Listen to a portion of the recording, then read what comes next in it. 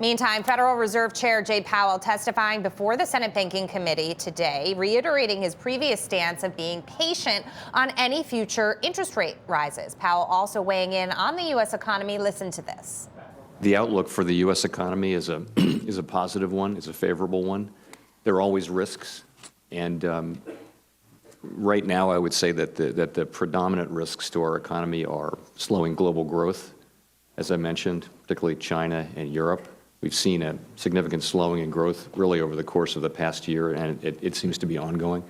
And that can create a headwind for the United States economy. I talked about Brexit. That's an event risk which could have implications for us. Here domestically, again, I think the outlook is generally favorable one. Joining us is Professor of Economics at Yale University, Robert Shiller. Professor Shiller, always great to see you.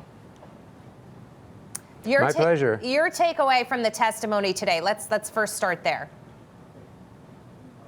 Well, it was kind of bland, I think. The economy, he's right, it's lukewarm. It's probably okay. They're holding off a little bit on further rate increases. Real interest rates are still pretty low, but the economy is kind of just about right. 4% unemployment rate, you can't complain about that. What about a recession? Some say it's just around the corner. Some say it could be 2 years away. Well, the thing that strikes me particularly is that if we don't have a recession by June, it's a few months away, we will set a new record for the longest expansion. So we could do that. I suppose that's what's coming. But I think it also looks a little long in the tooth now, and that there are some people thinking it's about time. There are other things like the turmoil in the stock market in recent months that suggests some kind of anxiety about the future. Well, Dr. Shiller, if that is true and we do eclipse that record for the longest expansion, wouldn't that be more ammunition for the Fed to raise rates? That would mean the economy's doing well. Yes, right. Well, we're kind of at the perfect point where we've got 4% unemployment and the inflation rate is just almost exactly at the target measured by the PCE deflator core. So it looks good. But if it continues to strengthen, they should take some measure. The other thing is the housing market is showing signs of softening.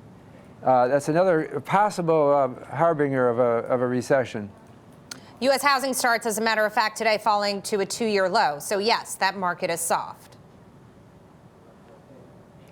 Yeah, so our S&P CoreLogic Case-Shiller home price indices, which we announced this morning, show that the year-on-year price change for the United States is 4.7%, which is good. I mean, it's not outrageously high or low, but it's coming down. A year ago, it was 6.3%. So something is changing. The housing market has more momentum to it and more curvature to it than the stock market. So if it starts to slow down, it makes me wonder if it could continue to slow down. Okay, well, that seems to be a smaller piece of the expansion story that you mentioned. And you also suggested that the conditions seem right for future rate hikes. But Jerome Powell today reaffirming the view that probably we won't see any more this year. What is the method to his madness? Well, I think he's reacting to the you don't raise rates further when things are just about perfect. They got back to a more normal funds rate, and I think they'll likely he's a very sober, responsible man. He's not. It wasn't an exciting speech. It was a speech like, well, we're proceeding normally right now. So how long does it have to stay Goldilocks-like for the hikes to be off the table before it gets good enough for him to say, okay, it's time to do it again. It's time to hike again. Maybe not as quickly as we did last year. Well, I'm thinking he has to have some reason. If it stays Goldilocks for another year, I don't think he's going to, or they will raise rates. There has to be some source of alarm before they do that. This is just a time when it's hard to see any news. This is not a newsworthy testimony this time. Anything that you're excited about in the coming year, legislation, any moves that are being made in Washington that you think are going to strengthen the economy and help the picture further? Well, you know, the economy is already getting a lot of stimulus from fiscal policy, from the government deficit. And that's a concern. I think Chairman Powell would agree that we are in a bit of trouble with our national debt, which is at high levels. At the same time that our president is creating a more adversarial attitude among nations. So, you know, the United States has been the favored place for people to leave their riskless investments. I hope that that continues. There should be some change eventually in this unfortunate piece of government deficit at a time of 4% unemployment.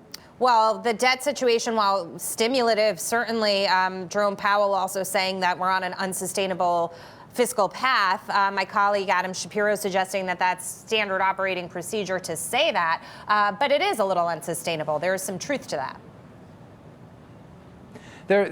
One of the questions he was asked was about modern monetary theory.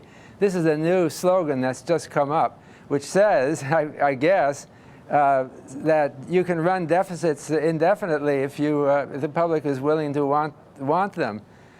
But Chairman Powell was actually a little bit found it difficult to comment on this theory because he said he'd never seen a real clear exposition of it. I think it's kind of another fad slogan that has appeared at this time that might be politically useful to some people. All right, great to see you as always. Robert Shiller, we'll have you back on soon.